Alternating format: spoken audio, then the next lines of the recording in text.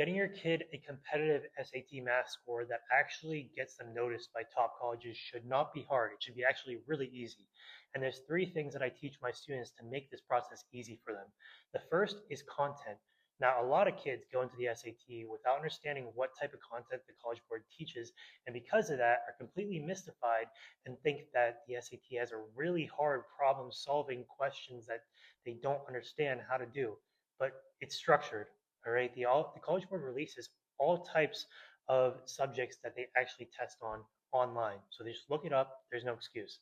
Second thing is for pattern recognition.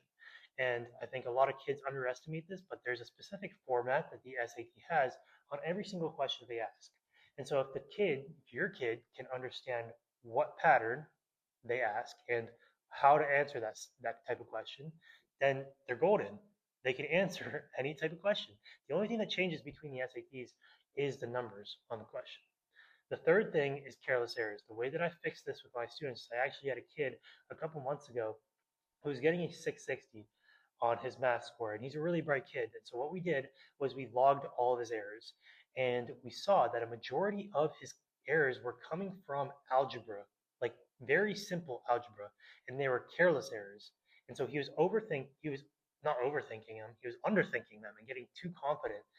And because of that, what we decided to do was focus specifically on being more cautious in those algebra problems and double checking those. And by doing that, we got a score immediately up to a 780, which is a crazy increase just from looking at careless errors. So those are really important as well.